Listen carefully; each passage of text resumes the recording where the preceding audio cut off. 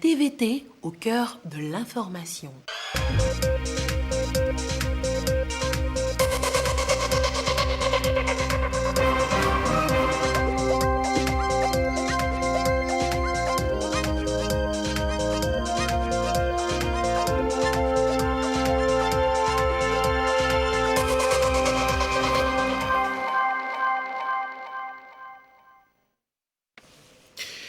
De nombreuses potentialités existent aujourd'hui au Togo et facilitent la création d'entreprises. Les possibilités d'affaires ont été présentées ce jour aux chefs d'entreprise du mouvement des entreprises de France. Et c'est à travers une visioconférence. Les précisions dans cette édition. Vers une meilleure sécurisation du marché régional, les experts mettent tout en œuvre pour uniformiser les lois relatives aux infractions boursières et assimilées. Une rencontre se tient à propos à Lomé. Le Togo a son plan de réduction des polluants atmosphériques et climatiques de courte durée de vie. Il vise à atténuer, voire réduire les effets nuisibles pour un air pur. Voilà pour le sommaire. Où que vous soyez, vous êtes en direct sur la télévision togolaise. Bonsoir, bienvenue dans cette édition. Nous ouvrons ce journal par cette audience accordée par la présidente de l'Assemblée nationale, Yawa Djigbori Tiegan, à Assariad Eg Ibar Kaouane. Il est le premier vice-président du Conseil national de transition du Mali. Ce dernier est à la tête d'une délégation malienne qui est venue remettre à la présidente de l'Assemblée nationale une invitation à prendre part à l'ouverture de la première session ordinaire du Conseil de transition du Mali le 5 avril prochain. Nous écoutons l'émissaire malien qui s'est confié à la presse. Ses propos nous sont recueillis par Sonia Amenikpo. J'ai été reçu par la présidente de l'Assemblée nationale du Togo. Je suis venu avec un message que j'ai transmis à Madame la Présidente pour l'inviter à l'ouverture officielle de la première session ordinaire du Conseil national de transition qui aura lieu le 5 avril 2021 à Bamako. Les relations entre le Mali et le Togo sont des relations tout à fait parfaites. Chaque fois que le Mali a des difficultés, le premier pays vers lequel il se tourne, c'est le Togo. Donc nous pouvons considérer le Mali et le Togo comme deux pays jumeaux qui sont solidaires. Donc le Togo fait partie de nos amis et de nos frères. Les deux présidents sont des frères. Et il y a beaucoup de Maliens ici au Togo qui côtoient tous les jours des Togolais et qui sont dans les meilleures conditions avec les Togolais. Et la présidente de l'Assemblée nationale, Yawa Djigbori Tiegan, informe les honorables députés que la 4e séance plénière de la première session ordinaire de l'année aura lieu le mardi 30 mars 2021 à 9h au siège de l'Assemblée nationale. Investir au Togo aujourd'hui est très facile, je vous l'annonçais. Le climat des affaires est considérablement amélioré. Les investisseurs étrangers sont appelés à s'installer sur le territoire togolais. Et ce lundi, à travers une rencontre virtuelle, la ministre en charge de l'investissement et son collègue du commerce ont échangé avec les opérateurs économiques du mouvement des entreprises de France. Toutes les opportunités d'affaires leur sont présentées. Issaka Arona, Antoinette Oman-Vovor. Notre volonté était d'avoir une équipe. Depuis 2020, le Togo s'est engagé dans une nouvelle vision. Celle-ci s'est traduite par la mise en place d'une feuille de route quinquennale. Parmi les principaux axes de cette feuille de route, la transformation structurelle de l'économie et la création d'emplois. Pour la réalisation de son ambition, le gouvernement mobilise les investisseurs. Donc nous avons eu à échanger avec eux, on leur a parlé des secteurs prioritaires, on leur a parlé de quelques projets prioritaires qui pouvaient susciter leur intérêt. Et après, je dirais, nous avons eu une séance d'échange avec eux. Donc, avant la séance d'échange, on a eu quelques témoignages de chefs d'entreprise qui ont eu à partager leur expérience d'investisseurs au Togo, leur vécu. Mais on se fera un devoir de garder ce lien, de garder cet intérêt et de garder cette dynamique qui s'est créée pour qu'au-delà d'un intérêt, on puisse avoir une première visite et pourquoi pas, au-delà de la visite, avoir une installation. Donc ça a été pour nous l'occasion de leur parler de la dynamique qu'il y a dans le pays, en termes de réforme, en termes de climat des affaires, de leur parler également de la vision du chef de l'État, qui est de transformer structurellement le pays. Le développement des chaînes de valeur est une opportunité pour les investisseurs. Décidés à faire du Togo une porte d'entrée pour les investissements et une destination privilégiée des investisseurs, les autorités ne manquent pas d'initiatives. Un ministère spécialement dédié à la promotion des investissements ainsi qu'une agence de promotion des investissements et de la zone franche ont été créés et vous accompagneront dans toutes les étapes de développement de vos projets d'investissement au Togo. J'allais vous dire que vous avez désormais un guichet unique pour cela. Face à la pandémie, à la Covid-19, le secteur privé local, avec les mesures d'accompagnement du gouvernement, a su prouver à suffisance sa capacité de résilience. C'est l'illustration parfaite d'une économie agile, créative et pugnace, dont le secteur privé est l'acteur principal. Le Togo est plus que jamais déterminé à être une terre d'accueil, de prospérité et de sécurité pour les investisseurs que vous êtes, en tirant profit de sa position géographique qui ouvre sur l'espace CEDEAO et surtout sur l'Afrique tout entière. Je voudrais pour terminer réaffirmer avec détermination notre engagement à avancer très vite et bien avec vous vers une prospérité partagée et durable en vous invitant à investir massivement au Togo, pays de paix, d'hospitalité et de sécurité. Pour la mise en œuvre de sa feuille de route 2020-2025, le gouvernement mise sur le secteur privé. Cette rencontre avec les entreprises de MEDEF est une aubaine pour amener ces entreprises à participer à la transformation économique du Togo. Assainissement des finances publiques au Togo, le directeur national du contrôle financier est en tournée dans la région des Savanes. Il a rencontré maires, préfets et responsables du CHR de Dapan. Il était question de les sensibiliser sur leur rôle et responsabilités dans la gestion du budget des communes. Chazimna Baga. Pour consolider le processus de décentralisation au Togo, le gouvernement met à la disposition des communes au niveau régional des contrôleurs financiers. Leurs rôles et responsabilités sont ici exemplifiés aux acteurs de l'exécution des opérations budgétaires de l'État et de ses démembrements que sont les préfets, les maires et leurs différents trésoriers ou comptables de la région des Savanes. L'exercice s'est déroulé autour de 3 textes réglementaires.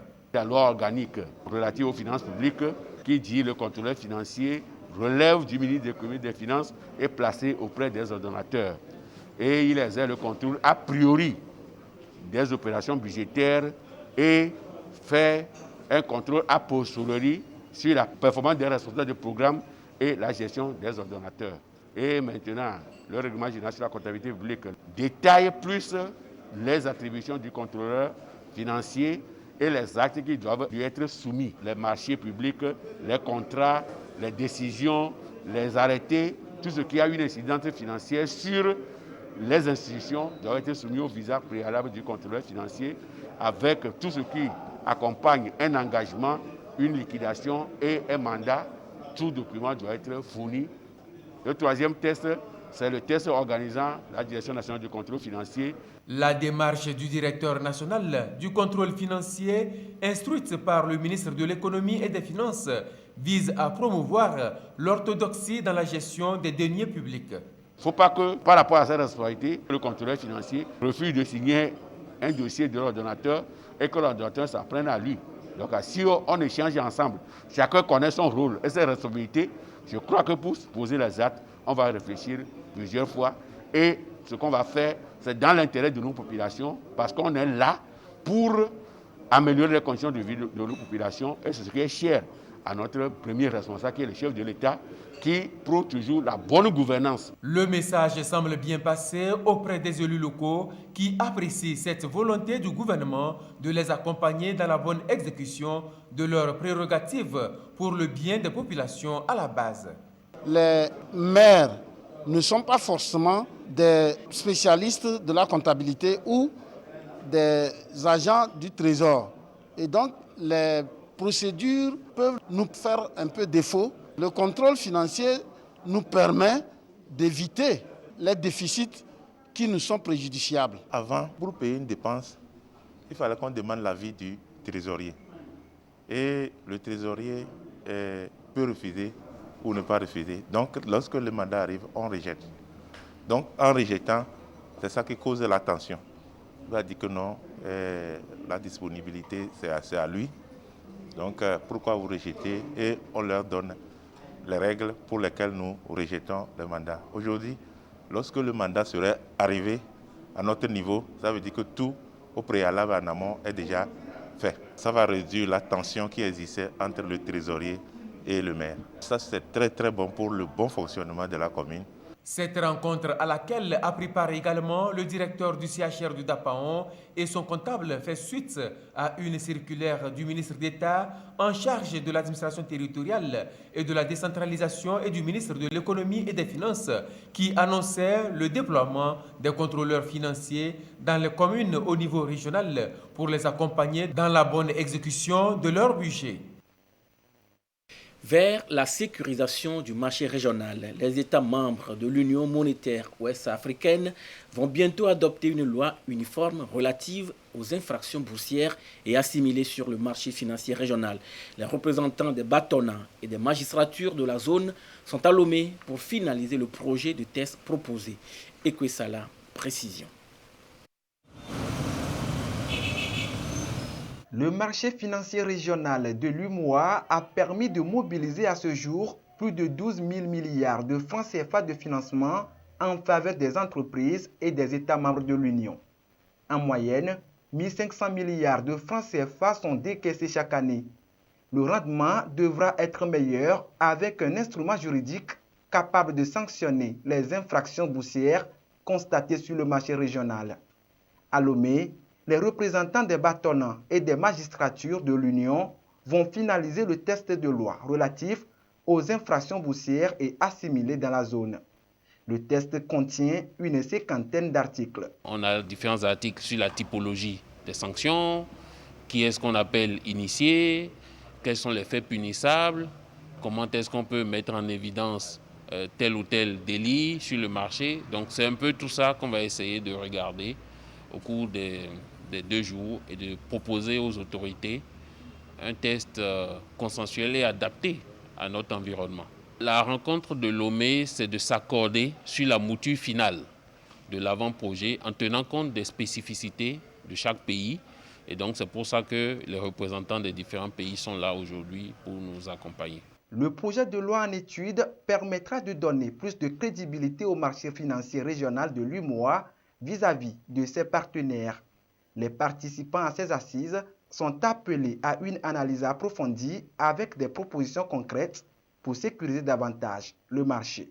Le projet de texte dont vous êtes porteur sera d'un bénéfice certain pour notre espace communautaire.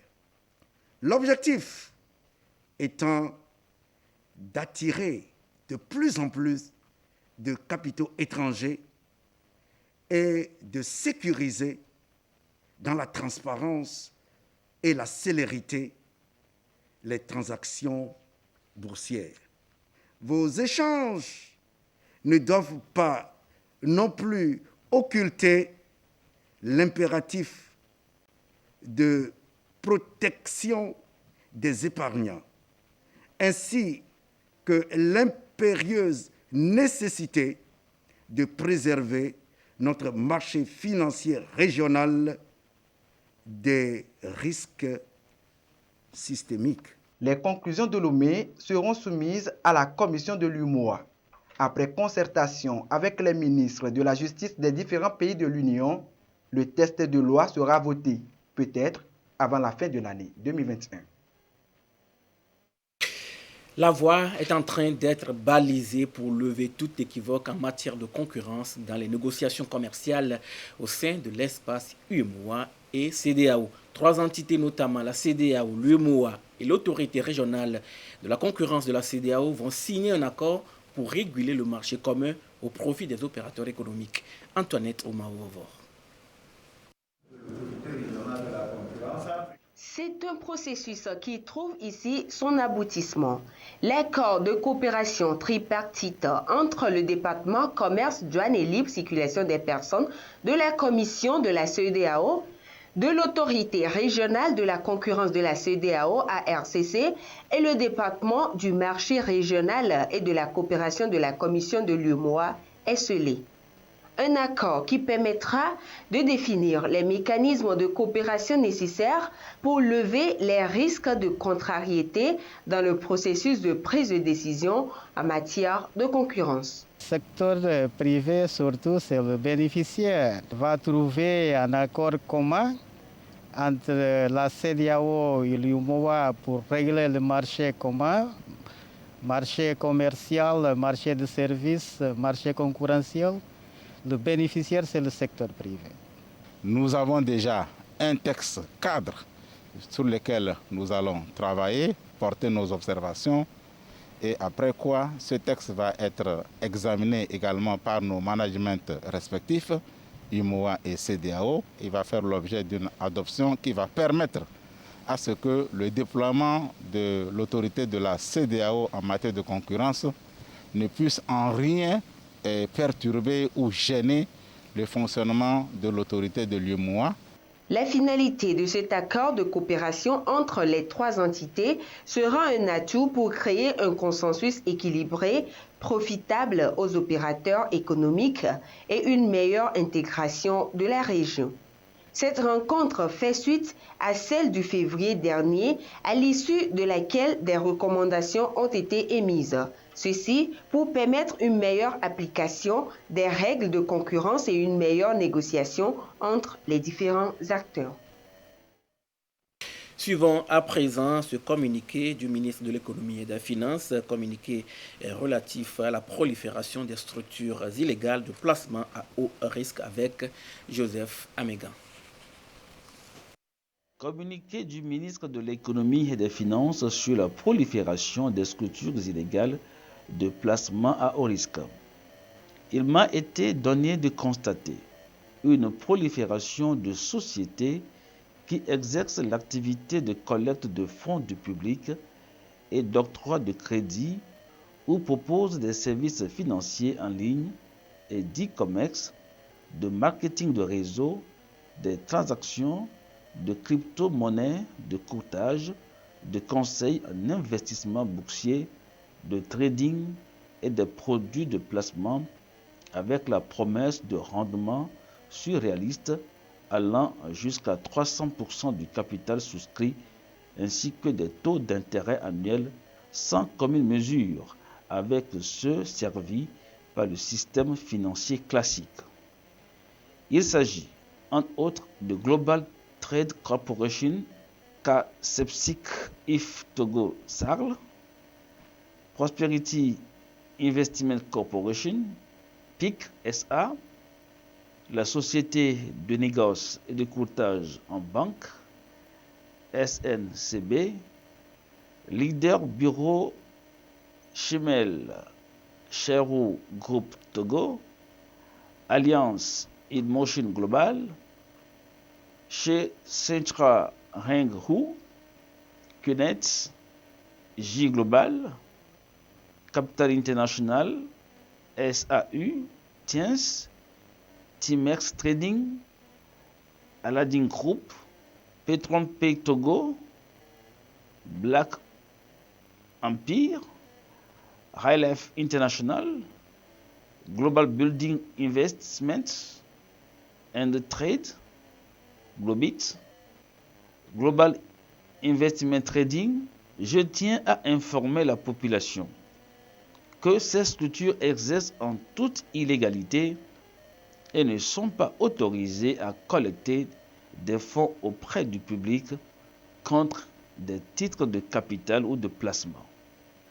Elle propose des gains mirobolants et flatteurs pour susciter l'engouement de la population à ces produits, l'exposant ainsi à un risque élevé de perte de l'épargne constituée durant tant d'années d'efforts. Je rappelle que l'exercice de toute activité en lien avec l'appel public à l'épargne et les instruments financiers est soumis à l'agrément obligatoire ou à l'autorisation préalable de la Banque centrale des États de l'Afrique de l'Ouest, BCEAO, du Conseil régional de l'épargne publique et des marchés financiers, de l'UMOA, ou du ministère de l'économie et des finances. Aussi, il est fait interdiction à toute entreprise ou personne, autre qu'une structure ou un intervenant agréé, d'utiliser une dénomination, une raison sociale, une publicité ou, d'une façon générale, des expressions faisant croire qu'elle est agréée en tant que structure de gestion du marché ou intervenant commercial. À cet effet, j'invite les médias à faire preuve de la plus grande rigueur et d'objectivité en matière de communication concernant les activités qui sont susceptibles de mettre en danger l'avenir de nos concitoyens et de cesser d'être le relais de ces structures. Du reste, des lettres de mise en demeure ont été adressées aux structures illicites suivisées, leur demandant de cesser dès réception des courriers toute activité financière et monétaire, ainsi que de conseils sur toute l'étendue du territoire et de procéder au remboursement sans délai des sommes collectées auprès des adhérents sous peine de poursuites pénales. Ces opérations sont donc illicites dans la mesure où aucune des entités n'a obtenu l'autorisation requise aux fins d'exercer ces activités, fournir ces prestations ou initier ces opérations.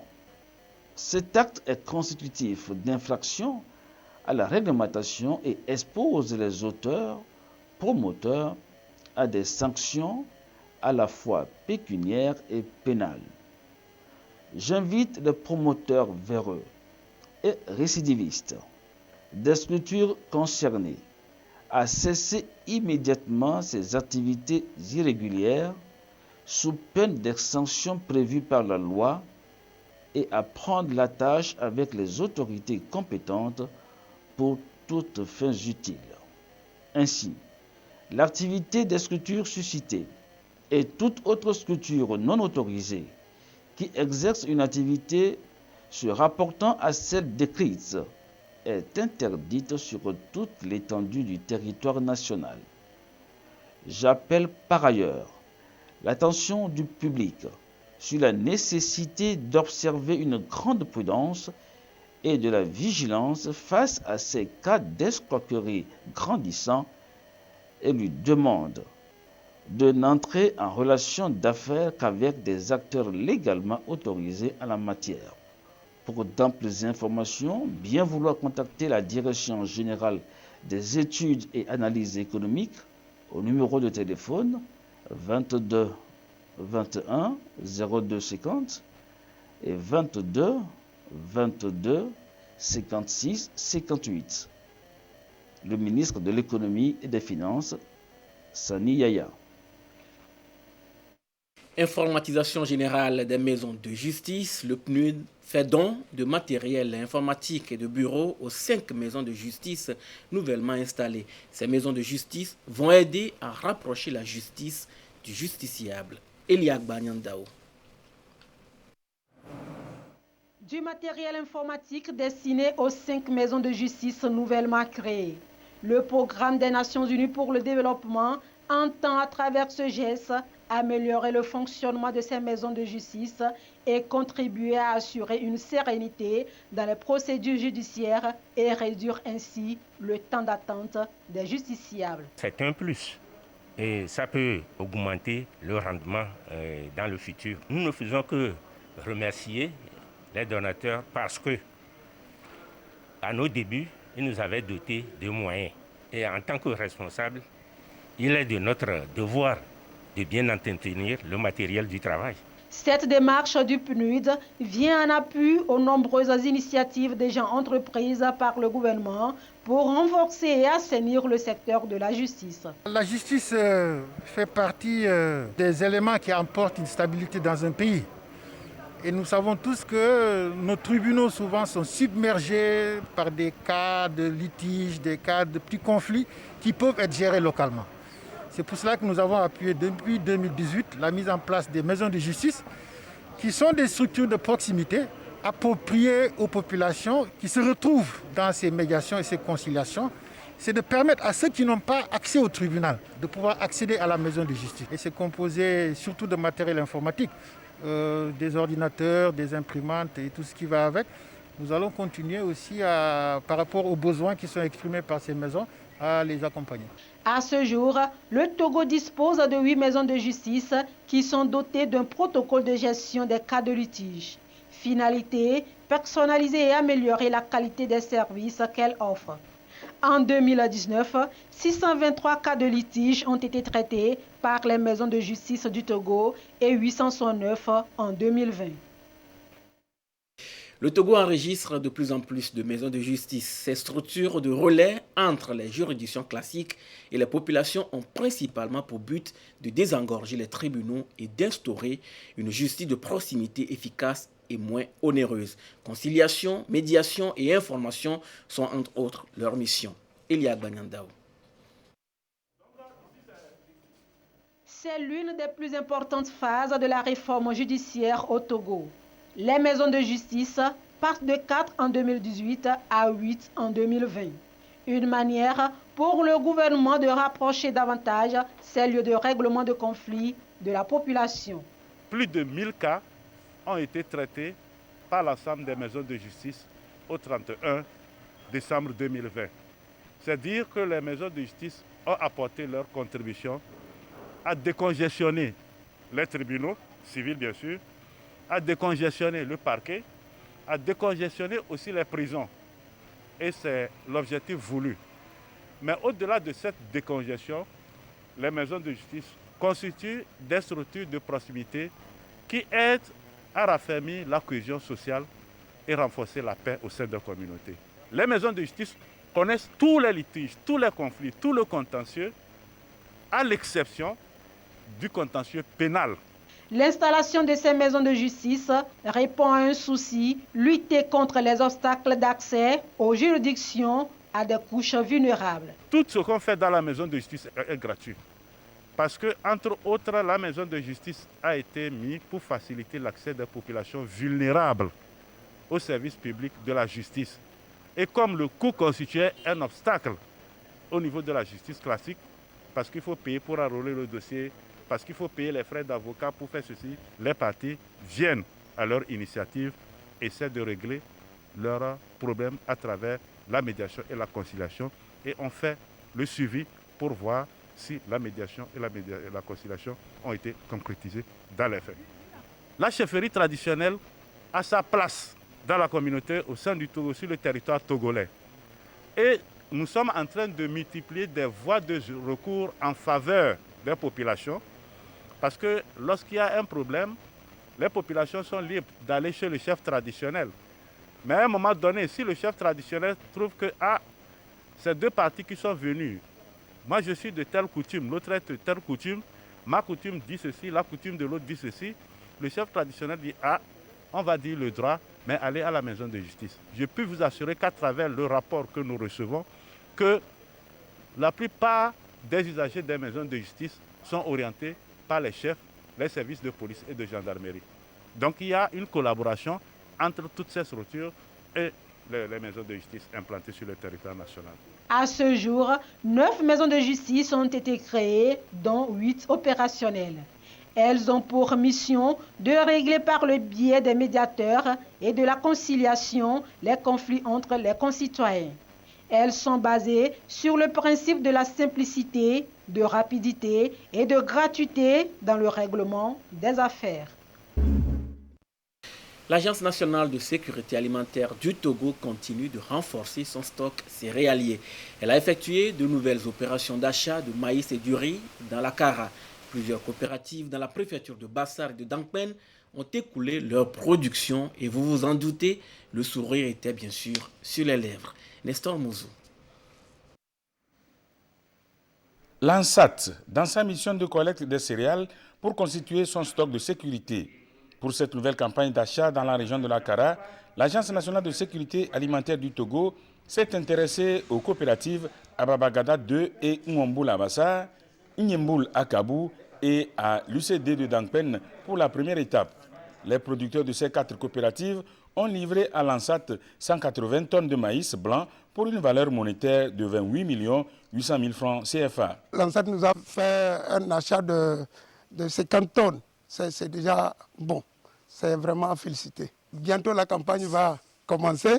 On va commencer par faire les débrayages et bon, après nous allons voir nos petits problèmes. Bon, et puis dans la famille, ça nous a toujours aidés.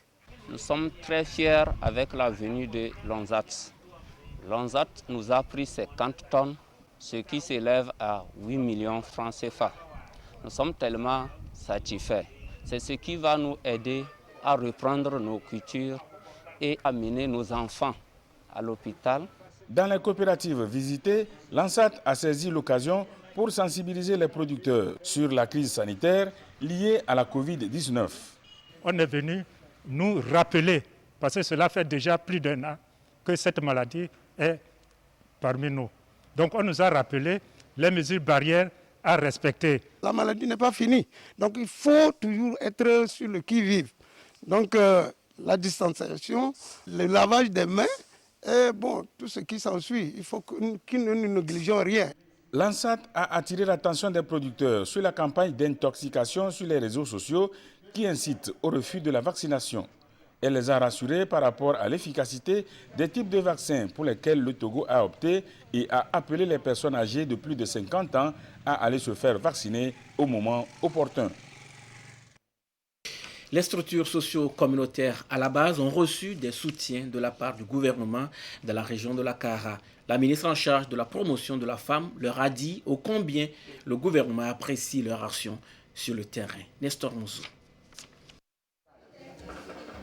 Le 8 mars, la communauté internationale a célébré la journée des droits de la femme. Au ministère de l'Action sociale, de la promotion de la femme et de l'alphabétisation, la célébration se poursuit. Ce département a décidé d'accompagner les structures socio-économiques de femmes en leur octroyant du matériel de transformation et du matériel de protection contre la Covid-19 pour être en phase avec le thème de l'année qui est intitulé « Leadership féminin pour un futur égalitaire dans le monde de la Covid-19 ». Les femmes sont au devant de cette lutte. On les retrouve dans les formations sanitaires. Le personnel soignant est composé de beaucoup de femmes qui risquent tous les jours leur vie pour sauver d'autres vies. Et dans les sensibilisations, elles sont présentes. Et vous savez, dans nos communautés, ce sont les femmes qui sont au quotidien dans les foyers avec les charges que cela représente. Et on constate qu'avec la Covid-19, la charge s'alourdit pour les femmes parce qu'elles doivent acquérir du matériel de protection pour leur famille. Et le chef de l'État nous a demandé de venir les soutenir à la base. C'est pour ça que nous leur apportons de matériel de protection et de matériel de transformation. L'appui du ministère de l'Action sociale, de la promotion de la femme et de l'alphabétisation a touché 4 structures socio-économiques de base. Il s'agit de la coopérative des handicapés Kodani de Nyamtougou, du centre de formation des femmes de Landa dans la Kosa, du groupement d'Issasoul de Bassar et du groupement Mimompoki de Gando dans l'Oti Sud. Je remercie au nom de toute la coopérative le don de Madame le ministre. Avec ce don, nous allons faire les activités. Il nous a offert le tissu. Avec ce tissu, on va couper aussi, faire les cachinés pour certains aussi qui n'en ont pas. Le matériel, nous allons soigneusement le tenir, l'utiliser. Pour cette main forte, vraiment, nous n'avons pas de mots à remercier Madame le ministre. Ce que nous avons, c'est de lui prouver que de sa solde n'est plus dans un petit magasin, mais dans un grand magasin. Partout où elle est passée, la ministre de l'Action sociale, de la promotion de la femme et de l'alphabétisation a exhorté les femmes à se mobiliser pour plus d'actions par rapport au respect et à la jouissance de leurs droits. Elle a remercié le chef de l'État pour sa volonté politique grâce à laquelle les femmes togolaises sont propulsées depuis quelques années aux premières places dans les sphères de prise de décision. Les populations ciblées pour le vaccin AstraZeneca se rendent toujours dans les centres appropriés pour recevoir leur première dose. L'une de nos équipes était dans le Golfe 6, au CMS de Baguida, de Béthiogbe et de Katanga pour suivre le déroulement de cette campagne vaccinale. Robert Potogbe et Sonia Amenikbo. Troisième semaine de vaccination des personnes âgées. Les centres médico-sociaux de Baguida, de Béthiogbe et de Katanga ne désemplissent pas. Je connais plein de collègues qui l'ont fait et qui n'ont eu aucun effet secondaire. Donc, suite aux préconisations, on est venu se faire vacciner et puis il y avait la vieille qui était à la maison, donc on s'est dit qu'il fallait la faire vacciner. Et comme moi aussi j'ai 60 ans, j'en ai profité pour le faire en même temps. Et compte tenu de l'âge et tellement que la maladie fait un ravage, donc je suis venu pour me faire vacciner. Surtout les personnes de troisième âge, je les encourage de venir se faire vacciner. Un préventif, c'est bon pour nous tous. Je souhaiterais à tous les gens de Katanga de venir se vacciner. À Katanga, tout comme à Béthiogbe, la campagne de sensibilisation de proximité porte ses fruits. Une nouvelle stratégie est envisagée pour atteindre un grand nombre. Nous sensibilisons au même moment que la vaccination. Donc, ce qui fait que nous constatons qu'il y a de plus en plus de motivation, surtout pour ceux-là qui hésitaient à venir se faire vacciner. Et donc, ces vieilles personnes passent. Les jours à venir, nous voulons faire la stratégie avancée, aller dans les entreprises et on va les vacciner, on va déplacer le site. C'est ce que j'appelle la stratégie avancée. À Baguida, des personnes de 20 à 40 ans souffrant de comorbidité ont été enregistrées et en attente de se faire vacciner. Même les week-ends, les équipes sont là pour la vaccination. Un communiqué a été passé par la mairie et les ASC. Je dirais que la communication est passée. Une sensibilisation aussi des leaders communautaires qui se sont fait vacciner et ventiler sur les différentes plateformes de la commune. Donc la population vient ici spontanément. Dans le Golfe 6, il y a 20 équipes réparties dans toutes les formations sanitaires publiques de la commune. Pour cette première phase de vaccination, il est prévu de vacciner 60% des sujets âgés de 50 ans et plus dans le Grand Lomé. Et la situation de la pandémie au nouveau coronavirus se présente comme suit. Le nombre de cas confirmés est de 9 992. 37 nouveaux cas depuis hier. Le nombre de personnes guéries est de 7 770. 38 nouveaux guéris depuis hier. Le nombre de cas actifs est de 2115. Le nombre de décès, malheureusement, de 107. Un communiqué rendu public par le ministre en charge de la Santé, le professeur Moustapha Miji Yawa. Je vous laisse une fois encore suivre le communiqué du ministre de l'Économie et des Finances, communiqué relatif à la prolifération des structures illégales de placement à haut risque avec Joseph Famiga. Communiqué du ministre de l'Économie et des Finances sur la prolifération des structures illégales de placement à haut risque. Il m'a été donné de constater une prolifération de sociétés qui exercent l'activité de collecte de fonds du public et d'octroi de crédit ou proposent des services financiers en ligne et d'e-commerce, de marketing de réseau, des transactions, de crypto-monnaies, de courtage, de conseils en investissement boursier, de trading et des produits de placement avec la promesse de rendement surréaliste allant jusqu'à 300% du capital souscrit ainsi que des taux d'intérêt annuels sans commune mesure avec ceux servis par le système financier classique.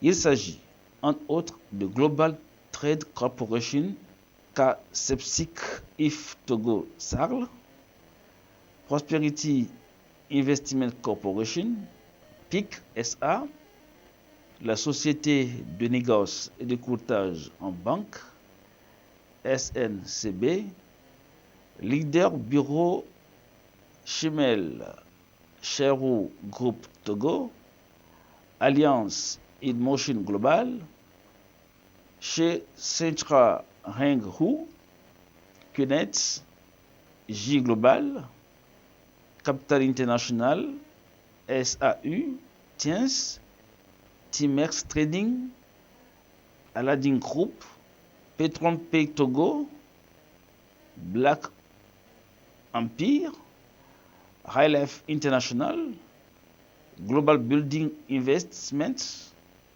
and Trade, Globit, Global Investment Trading. Je tiens à informer la population que ces structures exercent en toute illégalité et ne sont pas autorisées à collecter des fonds auprès du public contre des titres de capital ou de placement. Elles proposent des gains mirobolants et flatteurs pour susciter l'engouement de la population à ces produits, l'exposant ainsi à un risque élevé de perte de l'épargne constituée durant tant d'années d'efforts. Je rappelle que l'exercice de toute activité en lien avec l'appel public à l'épargne et les instruments financiers est soumis à l'agrément obligatoire ou à l'autorisation préalable de la Banque centrale des États de l'Afrique de l'Ouest BCEAO, du Conseil régional de l'épargne publique et des marchés financiers, de l'UMOA ou du ministère de l'économie et des finances. Aussi, il est fait interdiction à toute entreprise ou personne, autre qu'une structure ou un intervenant agréé, d'utiliser une dénomination, une raison sociale, une publicité ou, d'une façon générale, des expressions faisant croire qu'elle est agréée en tant que structure de gestion du marché ou intervenant commercial. À cet effet, j'invite les médias à faire preuve de la plus grande rigueur et d'objectivité en matière de communication concernant les activités qui sont susceptibles de mettre en danger l'avenir de nos concitoyens et de cesser d'être le relais de ces structures. Du reste, des lettres de mise en demeure ont été adressées aux structures illicites susvisées, leur demandant de cesser dès réception des courriers toute activité financière et monétaire, ainsi que de conseils sur toute l'étendue du territoire et de procéder au remboursement sans délai des sommes collectées auprès des adhérents sous peine de poursuite pénale. Ces opérations sont donc illicites dans la mesure où aucune des entités n'a obtenu l'autorisation requise aux fins d'exercer ces activités, fournir ces prestations ou initier ces opérations. Cet acte est constitutif d'infraction à la réglementation et expose les auteurs, promoteurs à des sanctions à la fois pécuniaires et pénales. J'invite les promoteurs véreux et récidivistes des structures concernées à cesser immédiatement ces activités irrégulières sous peine des sanctions prévues par la loi et à prendre la tâche avec les autorités compétentes pour toutes fins utiles. Ainsi, l'activité des structures suscitées et toute autre structure non autorisée qui exerce une activité se rapportant à celle décrite est interdite sur toute l'étendue du territoire national. J'appelle par ailleurs l'attention du public sur la nécessité d'observer une grande prudence et de la vigilance face à ces cas d'escroquerie grandissants et lui demande de n'entrer en relation d'affaires qu'avec des acteurs légalement autorisés en la matière. Pour d'amples informations, bien vouloir contacter la Direction générale des études et analyses économiques au numéro de téléphone 22 21 02 50 et 22 22 56 58. Le ministre de l'Économie et des Finances, Sani Yaya. C'est sur le communiqué que se clôture cette édition. Merci de nous avoir suivis. Restez avec nous sur la TVT La Première. Gardez toujours le sourire, quoi qu'il arrive. Excellente nuit à tous.